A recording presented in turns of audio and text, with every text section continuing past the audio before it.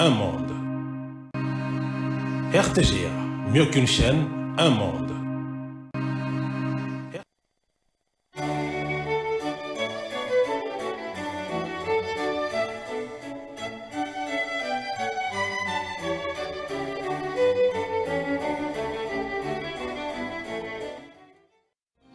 Ce journal vous est offert par Tango Protection. Illico Cash, ma banque mobile.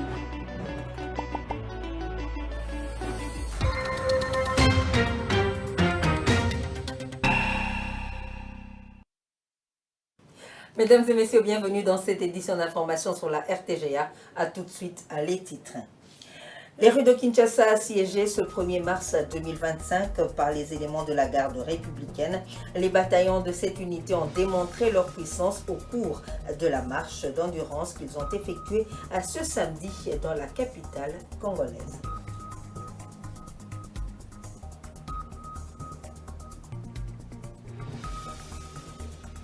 Les activités du mois de mars consacrées aux droits des femmes ont été lancées en RDC par le ministère du Genre qui a révélé les thèmes pour cette édition 2025. Le Congo démocratique a choisi pour thème dans la vision mondiale la Congolaise au centre de toutes les ambitions. Le 1er mars de chaque année est célébrée la journée mondiale de la protection civile, le rôle des activistes engagés dans la sécurité des autres mis en lumière. Parmi les activistes de protection civile, on cite les pompiers et activistes de la Croix-Rouge. Je l'ai annoncé au sommaire, à Kinshasa, la garde républicaine, une unité des forces armées de la République démocratique du Congo a organisé ce samedi 1er mars 2025 une marche d'endurance à travers les artères de la capitale congolaise. Cette marche qui a réuni plus de 8000 éléments a pour objectif celui d'envoyer un message fort aux ennemis du pays dans la partie est de la RDC, occasion pour le numéro 1 de cette force spéciale de rappeler les missions de cette dernière, dont la sécurisation du chef de l'État, lui rendre ses honneurs et soutenir les forces armées de la police nationale congolaise pour le maintien de l'ordre public. Le gouverneur de la province du Nord Kivu, le général-major Kakule Somo Évariste, a reçu ce samedi 1er mars Jean-Pierre Lacroix, secrétaire général adjoint des Nations Unies en charge des opérations de maintien de la paix. Cette rencontre s'inscrivait dans un contexte sécuritaire particulièrement préoccupant, marqué par l'activisme du groupe armé M23 soutenu par l'armée rwandaise. Au cœur des discussions, la situation sécuritaire dans la région où les violences persistent malgré les efforts engagés pour restaurer la paix. Le gouverneur de province ainsi que son hôte ont réfléchi sur les mécanismes pour renforcer la protection des civils dans cette province actuellement agressée par le M23 et ADF. Suivez tour à tour Jean-Pierre Lacroix, secrétaire général adjoint de la MONUSCO, et le gouverneur Évariste Kakule Somo. Des propos recueillis pour vous par Milan Kayinga. Et nous avons un rôle de protection civile qui continue, et notamment le rôle de protection totalement conforme au droit international humanitaire des personnels des armées, des FARDC et d'autres personnes civiles. Nous sommes déterminés à continuer, malgré les pressions, jouer ce rôle de protection et puis à chercher une solution qui permettrait la relocalisation dans les conditions de dignité de ces personnels. Parallèlement, nous continuons à faire tous les efforts pour que la MONUSCO retrouve sa capacité à jouer tout son rôle dans cette zone. Et notre détermination ici à travailler en totale coordination, coopération et soutien aux autorités locales. La MONUSCO est un partenaire stratégique non seulement de la République, mais aussi de la province du Nord Kivu.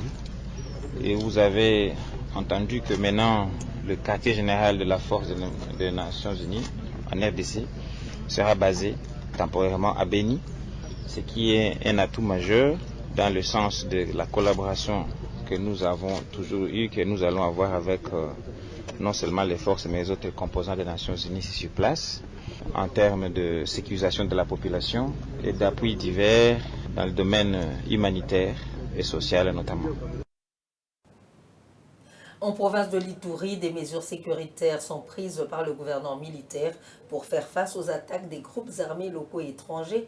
Pour ce faire, une réunion du comité provincial sécurité restreinte a eu lieu vendredi à l'état-major de la 32e région militaire. Reportage.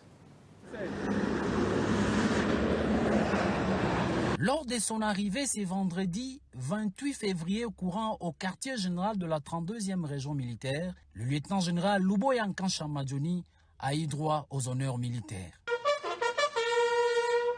Excellence, Monsieur le gouverneur militaire de province et commandant des opérations, mon général, le détachement d'honneur est rangé pour vous accueillir et vous rendre les honneurs à l'occasion de la réunion d'évaluation sur la situation sécuritaire de la province. Je vous invite à passer le détachement en revue. La situation sécuritaire de Fataki, Djaïba et Nyamamba dans le territoire de Djougou, ainsi que celle de la ville de Bounia, chef-lieu de la province de l'Ituri, a été passée en revue. De manière minutieuse, c'était en présence de membres du comité provincial de sécurité restreint. Au finish, deux mesures drastiques ont été prises en vue d'étouffer dans l'œuf les éventuelles attaques des groupes armés locaux et étrangers pour ainsi protéger la population dans une parfaite coordination avec les forces onisiennes.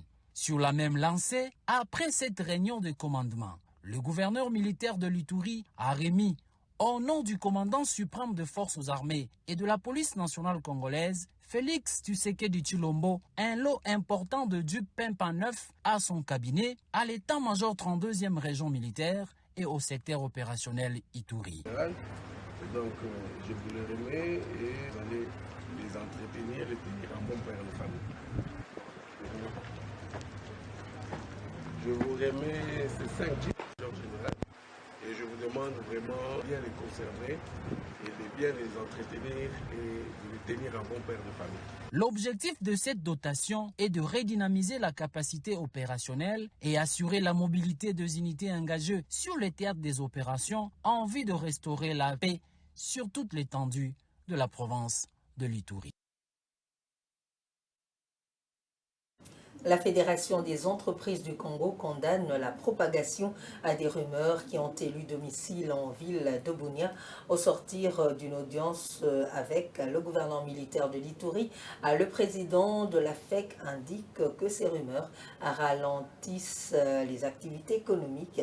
Christophe Lonema Moukwa, qui a condamné à ses habitudes, interpelle également à tous les groupes armés à déposer les armes et à travailler pour la paix et la stabilité de la province de l'Ituri. Le président de la FEC Ituri ne souhaite pas que cette situation qui a élu domicile dans la ville de Goma et Bukavu affecte également l'Ituri. On l'écoute au micro de Jolie Palmer Sekouye. Je vais demander aux Ituriens d'être soudés. Ils doivent tout faire pour être unis. Ensuite, les groupes armés, je vais leur demander de se désolidariser de ces problèmes des armes. Ils doivent se rendre au PDDRCS pour déposer les armes. Ils doivent aussi suivre la voie de rade que le chef de l'État a donnée ici au niveau de Bunia. Que chacun vaque librement à ses occupations. On n'a pas à craindre, on n'a rien à craindre ici. Que les gens cessent à écrire n'importe quoi dans des réseaux sociaux, à écrire des messages, des mensonges pour envenimer la situation ici en Ituri. C'est ce que nous déplorons. Au Nord Kivu, le tribunal militaire de garnison de Butembo a rendu un verdict sévère condamnant à la peine de mort 55 militaires FARDC. Ce procès tenu en procédure de flagrance à Moussienene, État souligne la détermination des autorités militaires à rétablir la discipline au sein de l'armée en pleine recrudescence des violences dans la région. Les prévenus étaient poursuivis pour des chefs d'accusation graves, notamment pillage, violation des consignes, lâcheté et recel d'objets volés.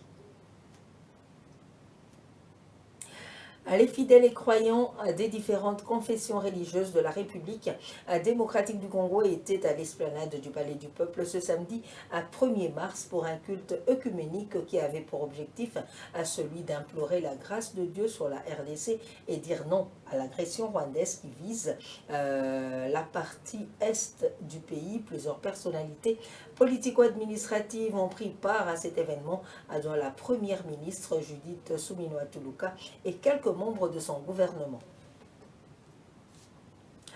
Consternées par la situation sécuritaire qui prévaut dans l'Est de la RDC, les femmes congolaises de différentes structures disent non à la balkanisation de la RDC et aux tueries à des populations. Voilà pourquoi elles lancent un message de compassion et de paix en soutien à toutes les femmes de l'Est en ce mois de mars, un mois dédié aux droits de la femme pour la jeune féminine congolaise. Chaque personne doit s'impliquer pour condamner l'agression dans l'Est du pays par le Rwanda et ses supplétifs. Megui Kabimbo s'en parle.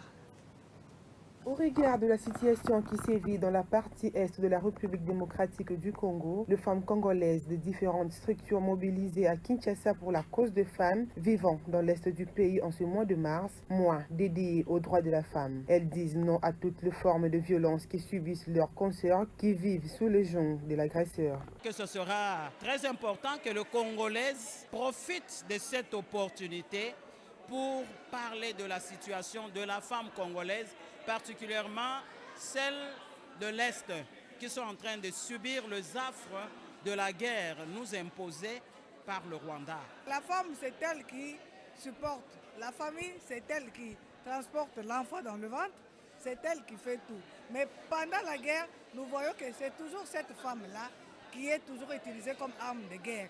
À partir de ce thème ici, nous réclamons les droits de la femme. Les femmes en appellent à une attitude de prière non seulement le jour du 8 mars, mais tout le mois de mars pour implorer la grâce divine pour la restauration de la paix au Congo démocratique. Maintenant que notre pays est agressé, on doit taire toutes les autres priorités pour défendre notre pays. Et comme femme de l'Église, nous avons programmé des activités de prière. On va prier intensement, implorer notre Dieu, supplier pour que la paix revienne à l'Est, pour que notre pays ne soit pas balkanisé. Moi, j'exhorterai nos sœurs qui sont à l'Est, occupées pour le moment, d'être sûres que nous sommes ensemble avec elles, que nous les soutenons dans nos prières de tous les jours, que nous travaillons d'une manière ou d'une autre pour qu'elles puissent retrouver leurs droits, qu'elles puissent rentrer dans leur quiétude et vaguer librement dans leurs activités. Les femmes congolaises sont déterminées à mettre tout en œuvre pour que la RDC retrouve sa paix et que le Congo demeure un et indivisible. Mois de mars, mois consacré aux droits de femmes, on l'a dit, à l'Organisation des Nations Unies qui a institué cet événement a choisi en cette édition 2025 comme thème droit, égalité, autonomisation. Le ministère du genre a adapté à cette vision au contexte national en mettant l'accent sur le thème la congolaise au centre de toutes les ambitions, thème révélateur qui motive les décideurs et partenaires du gouvernement à accompagner la femme congolaise dans ses initiatives pour son autonomisation dans une société plus équitable. Images et commentaires.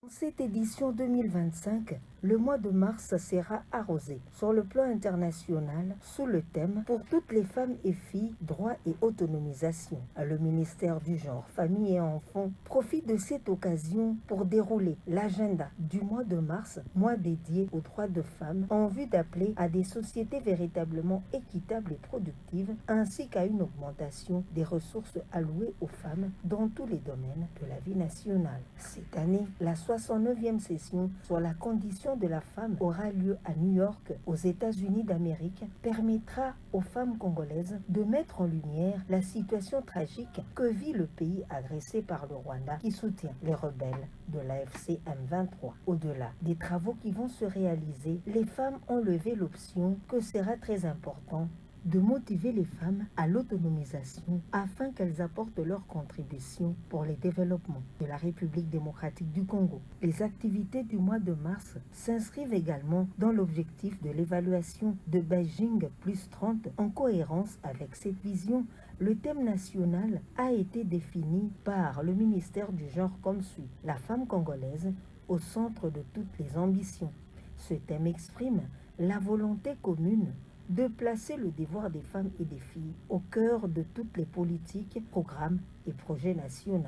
La Journée internationale de la femme a été instituée par les Nations Unies pour célébrer les combats, pour élever les défis, mais également pour suivre, comme chaque année, les évaluations au niveau national, régional, continental et mondial, afin de proposer des politiques pour booster l'agenda genre et faire à ce que la femme participe au processus de prise des décisions. La République démocratique du Congo agressée, les femmes congolaises ne jurent que par la prière pour la restauration de la paix dans l'ensemble du territoire national. Changeons de chapitre pour parler du président Félix Tshisekedi qui a annoncé le vendredi au cours d'une réunion du Conseil de ministres l'imminence d'un remaniement en vue de mettre en place un gouvernement d'union nationale pour faire face à l'agression rwandaise dans l'est de la RDC. Selon le compte-rendu fait par le porte-parole du gouvernement, le chef de l'État a chargé son conseiller spécial en matière de sécurité d'entamer des consultations pour dégager un large consensus incluant à la fois la société civile, la majorité et l'opposition. Suivez Patrick Mouyaya, porte-parole du gouvernement. Le président de la République est également revenu sur la récente réunion qu'il a tenue avec les membres de l'Union sacrée le samedi 22 février 2025. Au cours de la réunion où il a annoncé un remaniement à venir en envisageant un gouvernement d'union nationale et une restructuration de la direction de l'Union sacrée de la nation. Dans cette perspective, il avait chargé son conseil spécial en matière de sécurité d'entamer les consultations nécessaires avec la classe politique, la société civile et les autres forces vives afin de dégager un large consensus pour y parvenir. Le président de la République a souligné que ce gouvernement aura pour mission de faire front contre les agressions dont notre pays est victime, en particulier de la part du Rwanda, qui cherche à occuper notre territoire et à piller nos ressources naturelles au détriment du peuple congolais, seul légitime bénéficiaire. Toutefois, il a précisé que cette annonce ne signifie pas la démission formelle du gouvernement actuel. Les institutions doivent continuer de fonctionner normalement, comme il a rappelé lors de la 32e réunion du Conseil de ministres tenue le 21 février 2025. Dans cette période charnière, le président de la République a appelé l'ensemble de membres du gouvernement à faire preuve de responsabilité. Il leur a strictement interdit d'engager des actions allant à l'encontre des intérêts de la République.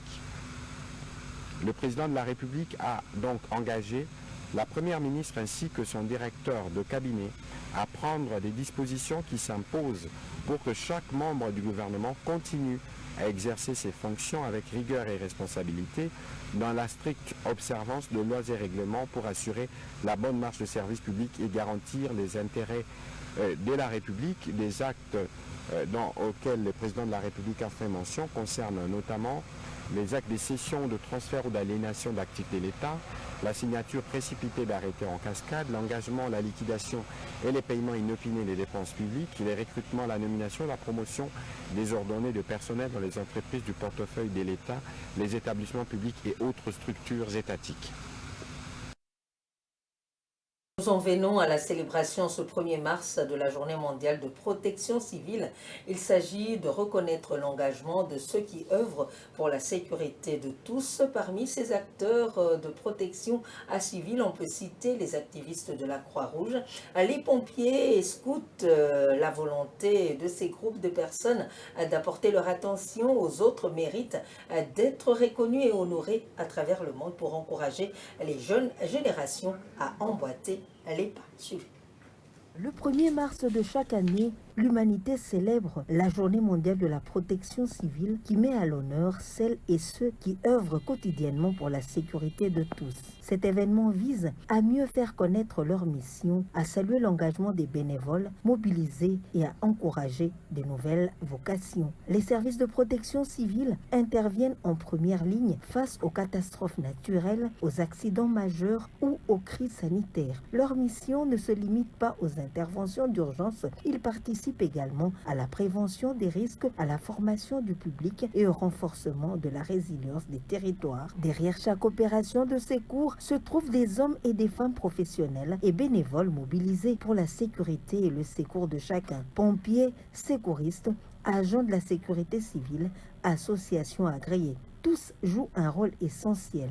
Il existe quelques acteurs qui interviennent au quotidien pour protéger et porter secours à la population. Parmi eux, on cite la Croix-Rouge, la Protection civile, plusieurs bénévoles qui œuvrent au sein des agences de l'Organisation des Nations Unies qui sont prêts à apporter leur soutien à ceux qui en ont besoin. En cas de crise, les consignes des autorités peuvent imposer une évacuation immédiate ou un confinement prolongé à domicile. Ces secouristes peuvent vivre pendant le jour en autonomie, cela pour faire face aux risques. Les activistes engagés au secours des autres jouent un rôle important dans la société.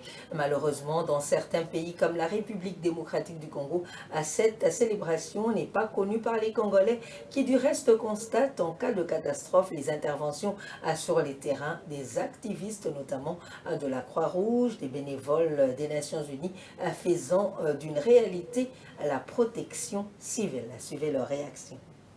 Peu connue en République démocratique du Congo, la Journée mondiale de la protection civile doit être célébrée avec faste, car une occasion pour reconnaître le travail de ceux qui s'engagent à apporter leur soutien à ceux qui en ont besoin. C'est une grande journée.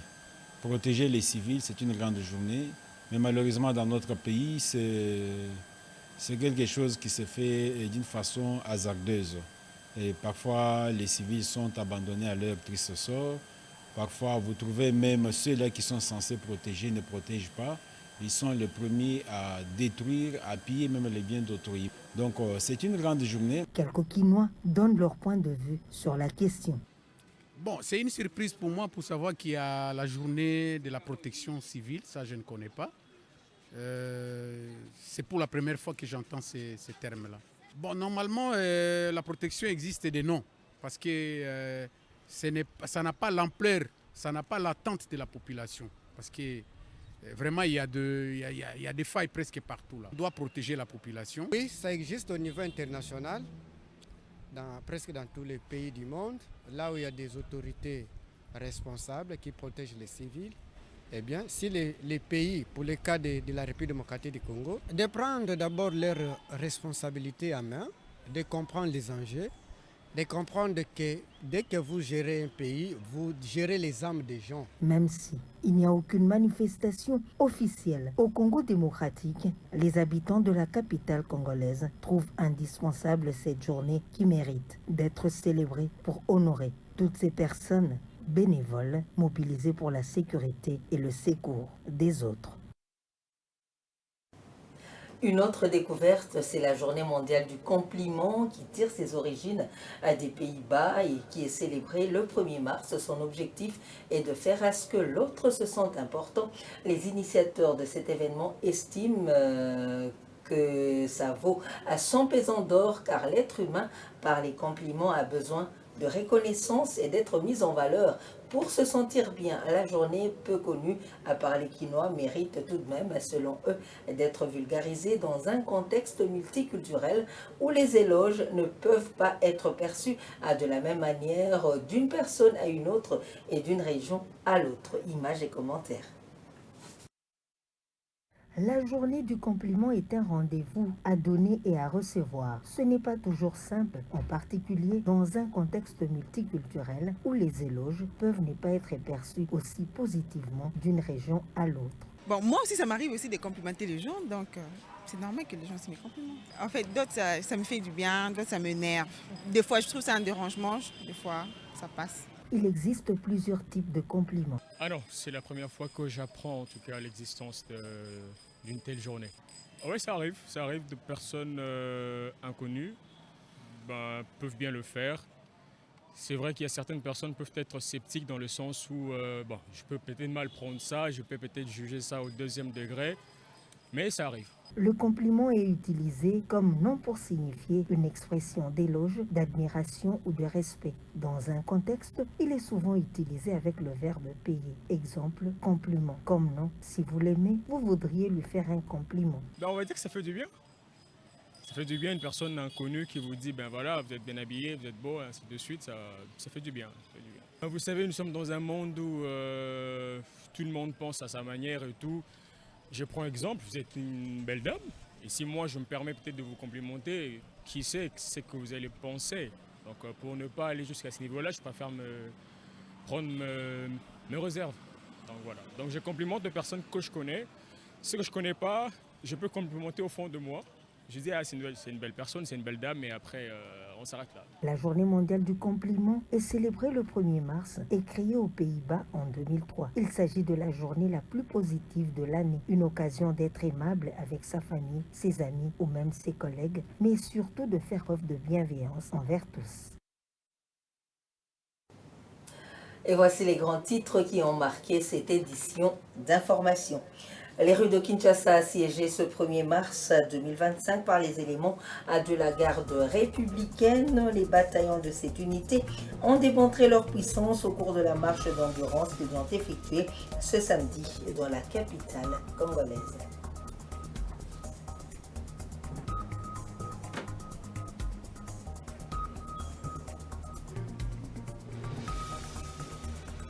Les activités du mois de mars consacrées aux droits des femmes ont été lancées en RDC par le ministère du Genre qui a révélé les thèmes pour cette édition 2025.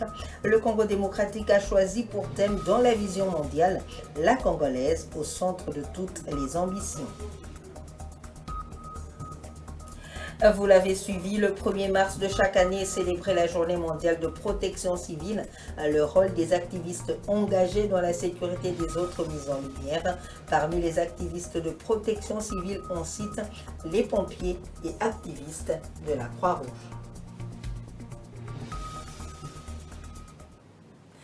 Nous vous disons merci de nous avoir suivis et bonne suite de programmes sur la RTGA.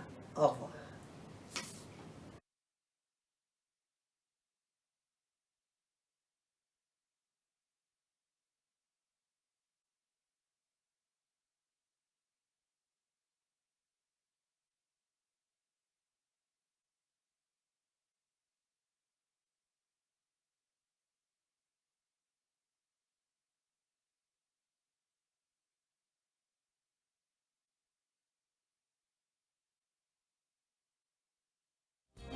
Ce journal vous a été offert par Tango Protection. Illico Cash, ma banque mobile.